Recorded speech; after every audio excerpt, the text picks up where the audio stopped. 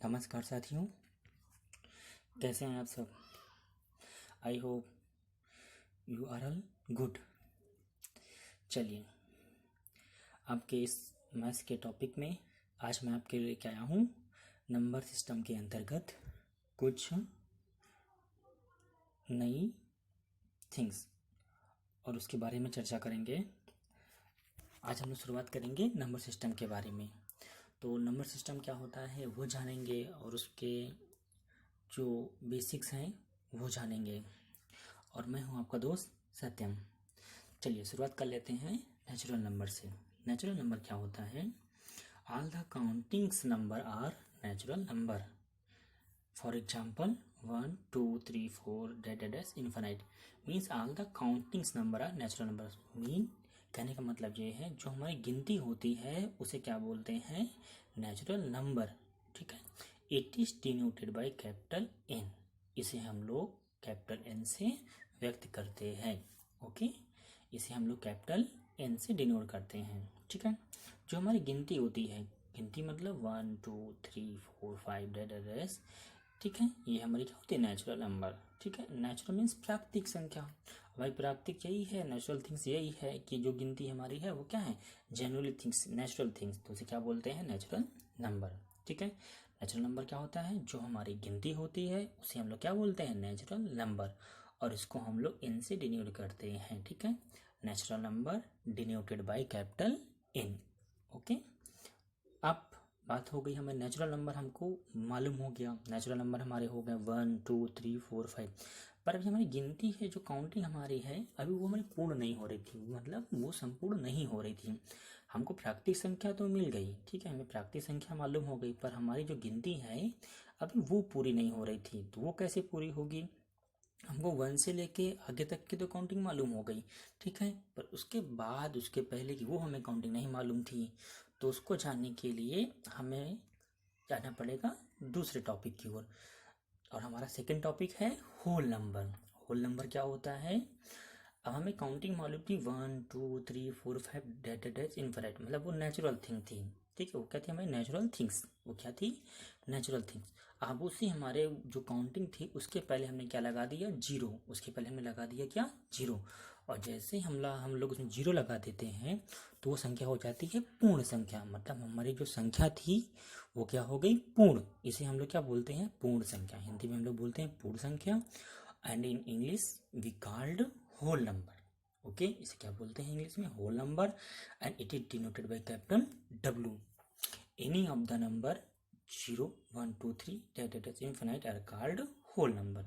ठीक है, कोई भी वैल्यू है, ठीक है, 0 से लेके 1 2 3 इनफिनिट तक, उसे हम लोग क्या बोलते हैं? Whole number. ठीक है, which number do not include any fraction, उसमें कोई भी फ्रैक्शन इंक्लूड नहीं होगा। ठीक है, और डेसिमल पार्ट्स लाइक। ठीक है, अगर फ्रैक्शन है तो जाहिर सी बात डेसिमल, आंसर फ्रैक्शन का डेसिमल में भी आ सकता है।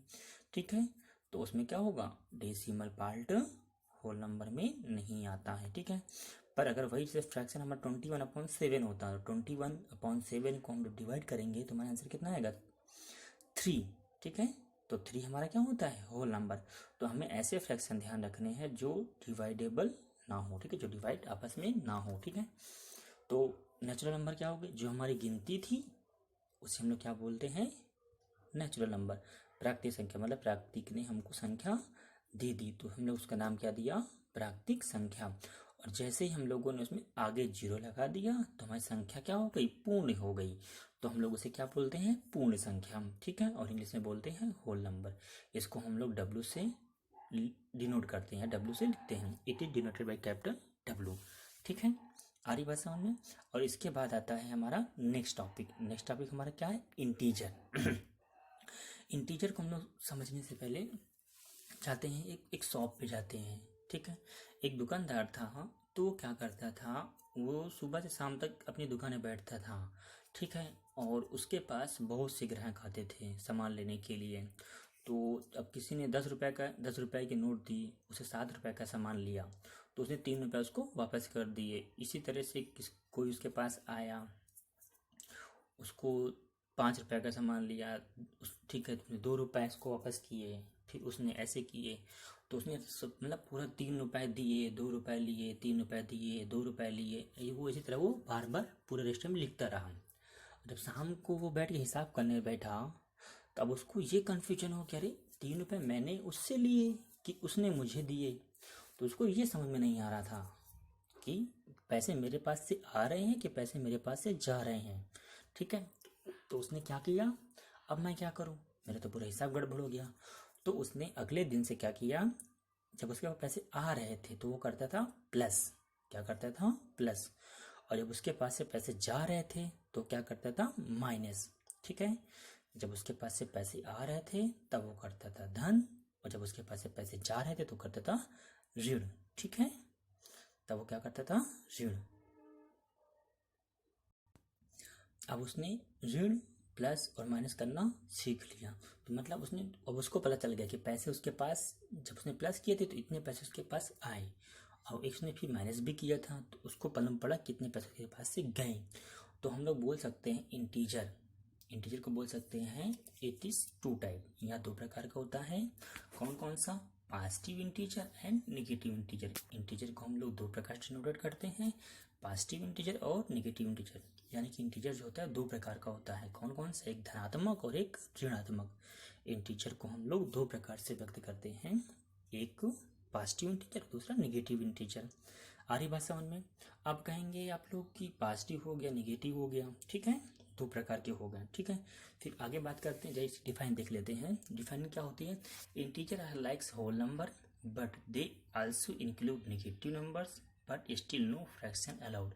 मतलब यहाँ पर भी क्या है, फ्रैक्शन अलाउड नहीं होगा। ठीक है, होल नंबर मैं एक्सप्लेन कर चुका हूँ, whole number but they also include negative number, मतलब उसमें जो नेगेटिव नंबर भी होंगे, मीन्स -1, -2, -3, माइनस इन्फिनाइट तक के नंबर हम लोग इसमें लेंगे। ठीक है, मतलब प्लस इन्फिनाइट से माइनस इन्फिनाइट तक। ठीक है, but zero is non negative and not positive, मतलब जीरो ना तो पॉजिटिव नंबर है ना ही नेगेटिव नंबर है। ठीक है, zero is non negative integer and not positive, मतलब जीरो ना तो नेगेटिव है और ना ही क्या है पॉजिटिव। ठीक है, जीरो हमारा ना तो नेगेटिव में आता है और ना ही किस में आता है, पॉजिटिव में आता है। ठीक है, चलिए नंबर लाइन देख लेते हैं। नंबर लाइन के अंतर्गत समझेंगे कि इंटीजर को कैसे डिनोट कर सकते हैं।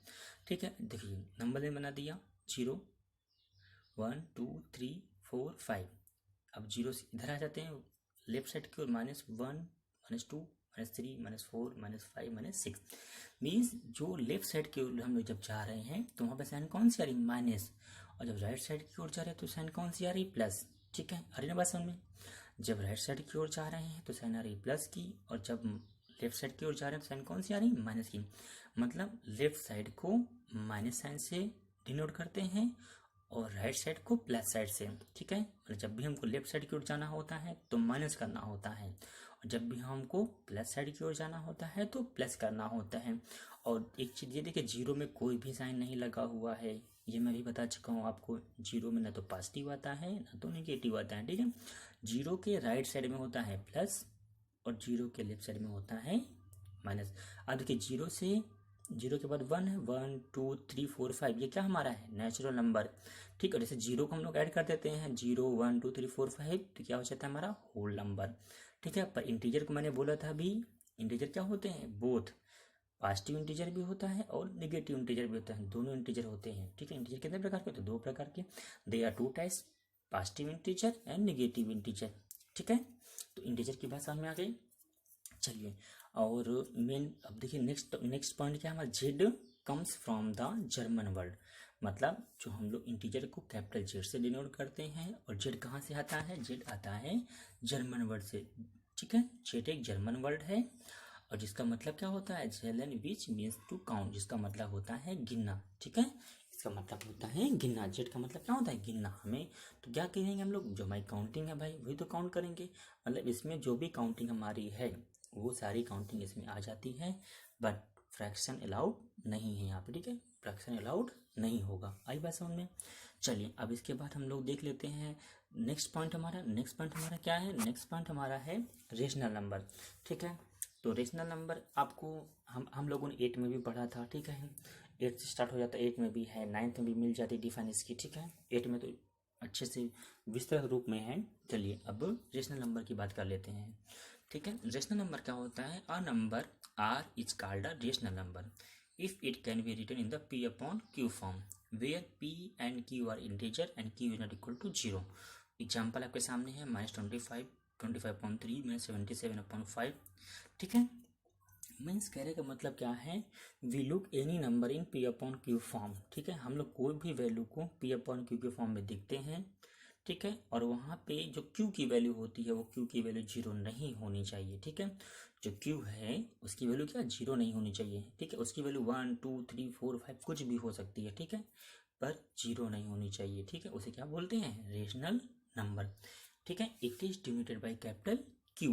रेशनल नंबर को कैपिटल क्यू से क्या करते हैं? डिनोट करते हैं। ठीक है, it is denoted by capital Q. ठीक है, रेशनल नंबर को क्यू से डिनोट करते हैं।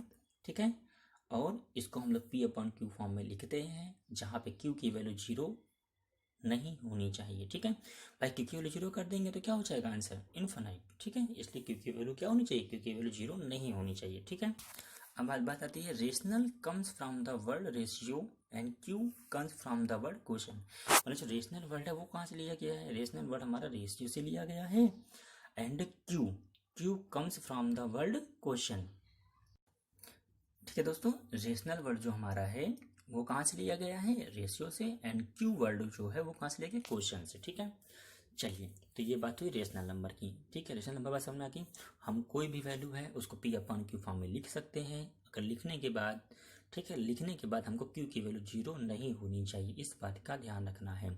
अब यहाँ पे एक बात आती है, एग्जाम्पल आप लोग देख रहे हैं -25। ठीक है, तो कोई भी वैल्यू है उसके नीचे से जो डिनोमिनेटर होता है वो क्या होता है? 1। ठीक है, यानी जो उसका हर होता है वो क्या होता है? 1। किसी भी वैल्यू का हर क्या होगा?